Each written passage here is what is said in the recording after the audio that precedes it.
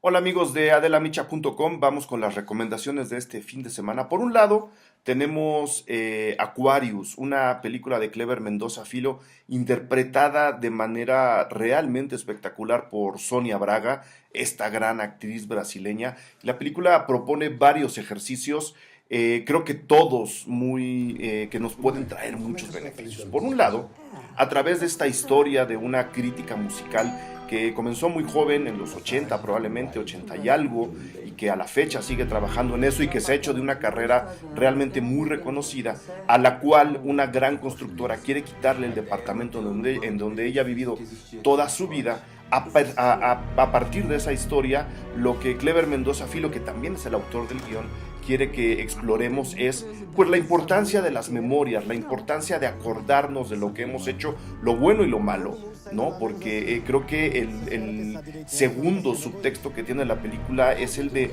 decirnos que tenemos que aprender de nuestros errores, que tenemos que conocer la historia para no repetirla. ¿Por qué lo digo? Porque la familia de Clara, que es a la chica a la que interpreta Sonia Braga, que ahora tiene 60 y tantos años, ha sido una familia de resistencia, ha sido una familia con ideales, ¿no? Con propuesta, que resistió a la dictadura brasileña y que salieron de ahí con muchas ideas, empujando un vanguardismo que, pues bueno, ha hecho de Brasil un mejor país, sin duda, de lo que era bajo la dictadura.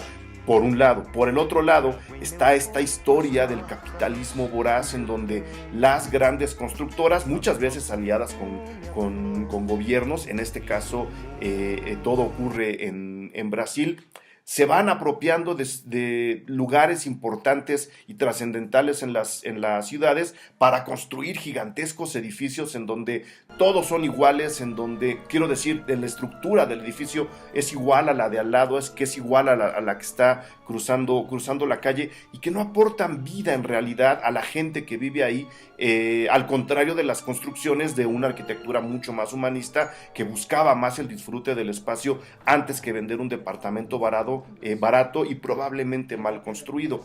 Y después de eso, Mendoza Filo también nos dice, tenemos que atesorar muchos de los objetos que nos rodean y que vamos recogiendo a lo largo de nuestras historias, y en donde también se van depositando memorias que no necesariamente traemos cargando con nosotros. Recordar un mueble y lo que pasó con ese mueble, un disco, recordar muchas cosas, justo para poder tener presente a la historia que nos haga evitar errores en el tiempo presente. Es un ejercicio muy interesante, es una película muy calmada, probablemente anticlimática, pero que sí comunica el espíritu de resistencia de esta mujer ante la constructora de la propia ciudad y de lo que tenemos que hacer ante un mundo tan voraz como el que estamos viviendo en la actualidad. Se las recomiendo mucho, es una película muy interesante. Sonia Braga está espectacular, ahí es donde habría que agradecer la participación de una actriz, una verdadera actriz veterana para este tipo de papeles. Disfrútenla, no se van a arrepentir. Les voy a recomendar otra película, se llama Life, Vida Inteligente.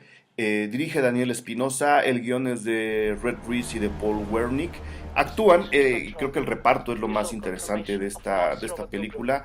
Ryan Reynolds, Rebecca Ferguson, Jake Gyllenhaal, Hiroyuki Sanada, que de alguna forma se ha convertido como en el astronauta japonés de las películas de acción, lo cual está muy bien, el muchacho me cae muy bien. Y si ustedes se fijan en los avances de la película, podría parecer que nos van a volver a contar Alien, la película del 79 de Ridley Scott. De alguna forma sí, hay una misión, asumo que estamos un poco en el futuro, ¿no? Hay ciertas cosas que se hacen en la película, por muy realista que quiere ser y lo consigue, que no podrían hacerse ahora. Entonces estoy asumiendo que estamos un poquito en el futuro, aunque eso viene a pasar a segundo plano porque la película no es de ciencia ficción.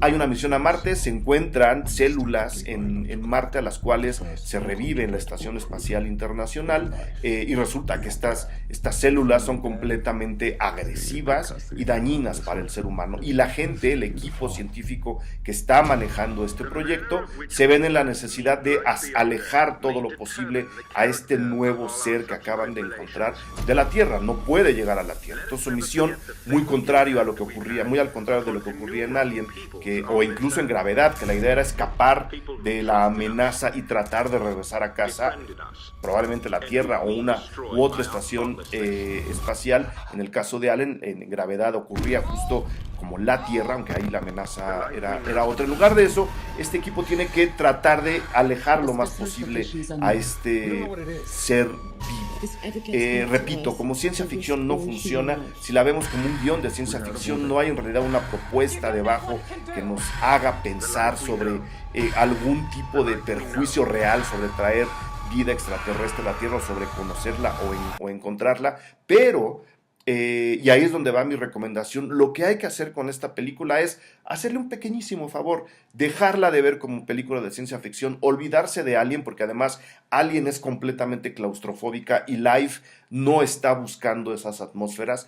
Olvídense de Alien y véanla como una película de horror. Si alguno de ustedes ha leído a H.P. Lovecraft, sabrá un poco del famoso horror cósmico que este gran autor maneja, y creo que la película está más de ese lado. Creo que la película quiere recorrer más esos caminos, el del horror, el del gore incluso, ¿no? El de las persecuciones de pesadilla con la amenaza detrás y alguien que no puede correr. Está muy metida de repente en el lenguaje onírico, de ahí las inexactitudes del guión. Está sacándose de la manga haces que en una película más realista no ocurriría, porque creo que está diciéndonos: esto es una película de horror, de terror, y la lógica no tiene que ser la racional. Podemos entrar a otro tipo de lógicas.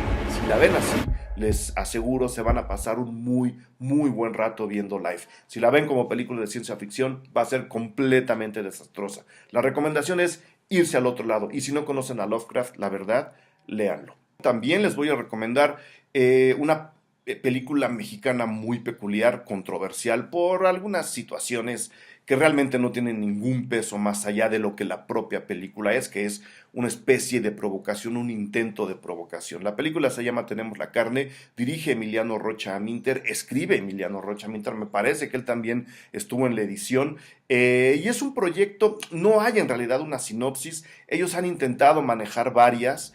Yo le pregunté al propio Emiliano Rocha Aminter cuál sería la sinopsis real de esta película, la actual, después de haber estado en competencia en Morelia el año pasado, de estar en varios festivales, muchos de ellos de cine de horror, y él me respondió que sería como el sueño que tendría un senador priista en el curul durante una sesión. El senador se quedó dormido y tuvo este sueño.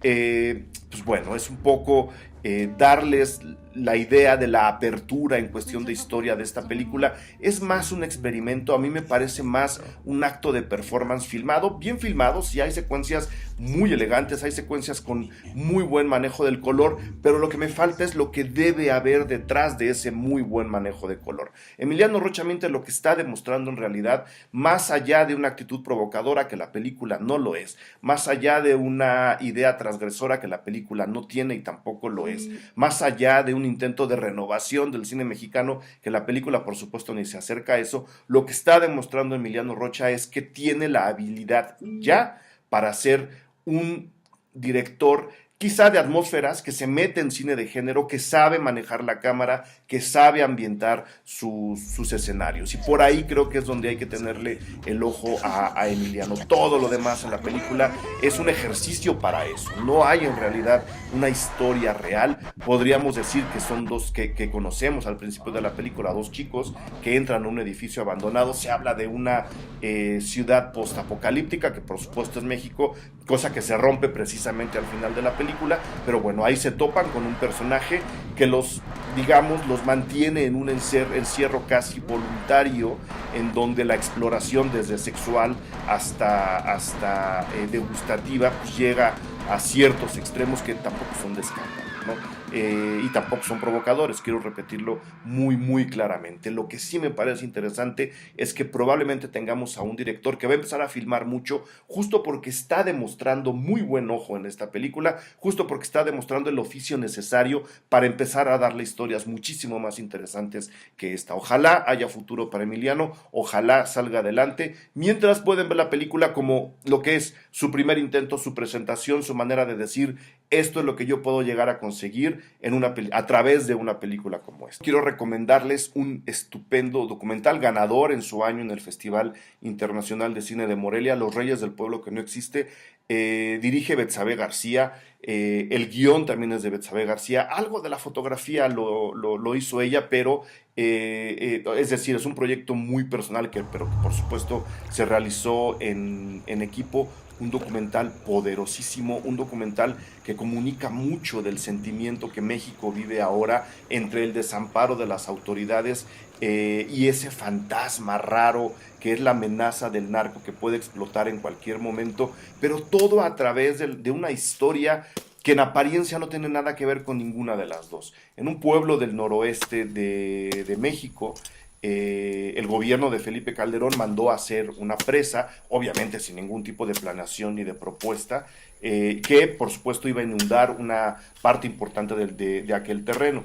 Se intentó indemnizar a la gente, se les reubicó de mala manera, mucha gente de la que fue reubicada en esta presa no está contenta a donde fueron, pero hubo otra parte de ese pueblo que quedó bajo las aguas, que decidieron quedarse ahí resistiendo una propuesta tan mal planeada y tan mal ejecutada como la del gobierno de Felipe Calderón en esa zona.